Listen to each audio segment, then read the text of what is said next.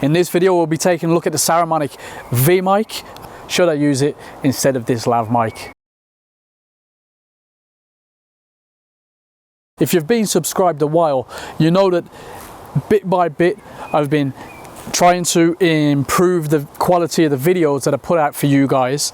And one thing that I learned, it's a little bit against my photography roots, is that the audio is more important than the visuals when it comes to sort of YouTube videos and maybe videos in general, informative videos I should say. So I went with a lav mic, and I've got a Boya LM1 or M1, I forget, I'll put it up so you can see. I've got a Boya lav mic here and it's working a treat. I think it's decent. I don't process the audio at all. A little bit of limiter now, I'm learning FCPX. If not, I'm just normalizing. I'm still learning. And there's one guy you should check out, Curtis Judd. He's got a proper review from an audio expert angle. But I want to look at this Saramonic Vmic. Your standard YouTuber, maybe your vlogger. Is it worthwhile? Now, a lot of the YouTube world love the Rode mics, and this is, I think, below the Rode Video Pro and above the Video Go. At least looking at the Video Go, this has more features. Don't quote me on anything, not an expert.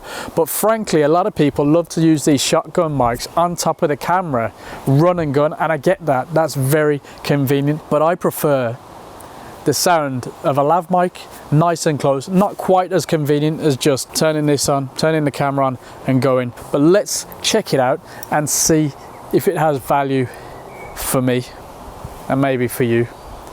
Now, I'm not going to be able to boom it to get it closer, so I'm going to have it installed onto the camera and I'm just going to test it out to see how it sounds, frankly.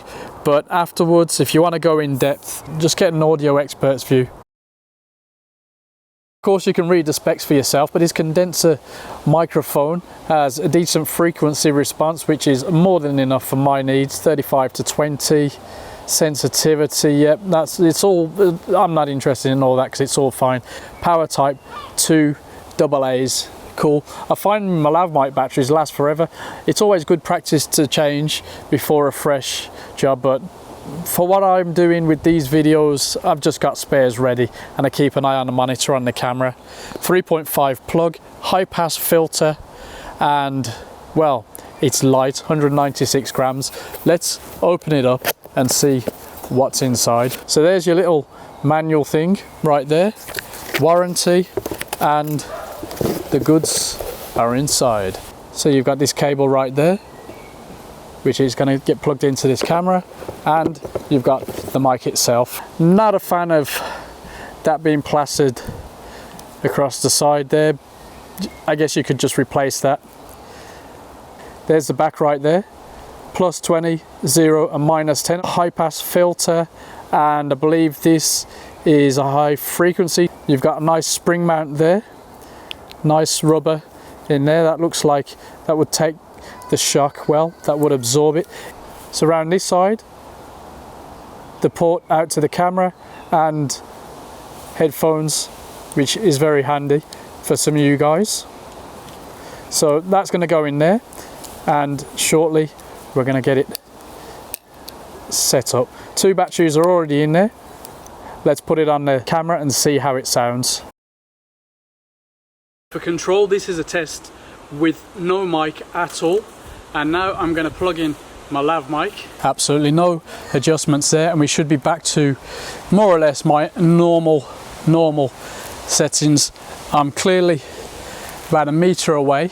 This is a wide angle lens, 10mm. Now we're going to switch on the Saramonic. I'm going to quickly monitor it with the earphone jack, and then I'll come back so we can compare. So give me a moment. So scientific. This is on 0 dB. Now hopefully you can hear the difference. If I flick it up to 20, well, I'm going to normalize all this anyway. That's the only editing processing I'm going to do, normalize it all in Final Cut. But I'm at the same distance. As I move back a bit, the sound should start to disappear. As I come closer, as with any microphone, you should be able to hear me better. How's that now? Now, ideal distance for this, if you look at sort of the reviews by actual audio experts, 40 centimeters generally good, so boomed is normally a better idea. But I want to see if this is any good as a run and gun. That's what I'm checking this out for. So let me plug my lav mic straight back in, and then we can compare. And if you're wondering, just flick back and forth this little section and the next section, or even a section before. You know how to do that anyway. This isn't a scientific test by all means. This is also without the high pass frequency and without the other one.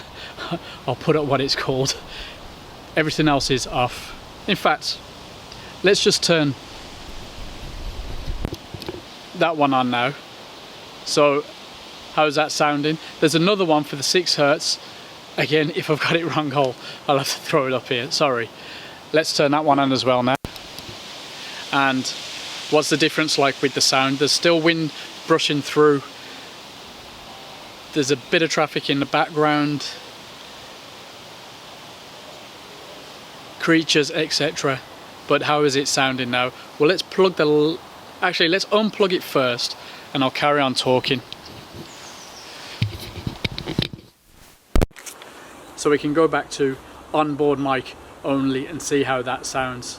Now, hopefully I don't have a dud mic, in which case I've got to get another one and come back out. Let's plug this back in.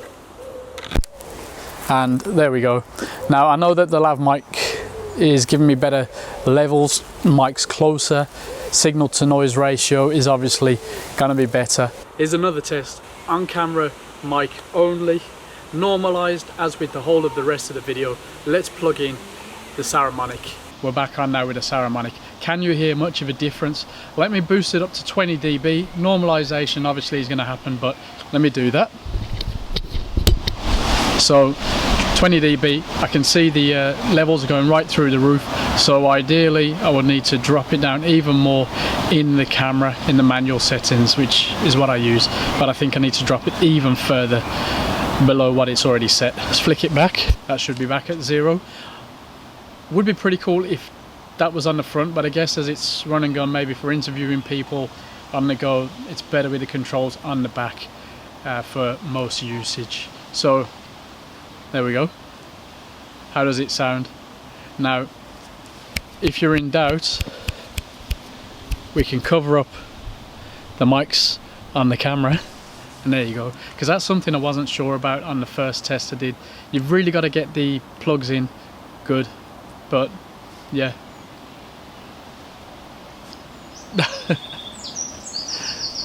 Oh, I'll unplug it just quickly so you can hear the difference even at close range. This is without, see, I'm holding the plug, and then if I plug it back in straight away, maybe you can hear a bit of a sound. Sorry, I haven't really fixed the image too well. So that's plugged in. You can see it wobbling around a bit. That shock mount is doing its job. And then unplug right there. I say shock mount doing its job. I need to listen back and hear how that's sounding. And plug it in again, and I've gone crazy. Time to stop. I've had a listen back, and there's better samples out there, of course, but this is a nice sounding microphone for what it is, which is within a certain range, maybe boomed, etc. Doesn't have the same, to me, quality and flexibility as a lav mic, and I'm still not convinced I would want this over a lav mic. Just not convinced. But I would own this for run and gun stuff. I would own this, and I would change this bit. I noticed in use that the shock absorber worked very well. It holds the mic on there well, and it takes any of the little vibrations that you might get as you move, for example, away. I think it's well built, it's solid yet light, it's simple to use, and for around £100 I think it's a competitor. Again, I'm not a shotgun mic expert, but I know enough to know that it's good. And I still don't know enough to think that this is going to replace my lav mics. Yeah, this cable's a pain in the neck. I should get a wireless system, but this cable's really long actually. So what can you say? Exciting stuff coming from Saramonic.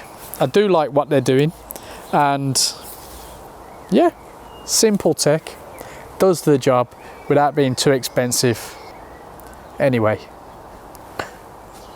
thanks for watching. Let us know what you think, what you recommend. Quite possibly you know more about shotgun mics than I do at the moment. Let us know what you recommend. Let us know if there's anything out there that has more flexibility with the range, or if you think that lav mics are the way to go. I'm sticking with mine, but with this as backup. And yes, you can just flick it round if you're shooting from the other side. That's it, Saramonic Vmic. Go check it out and get rid of that.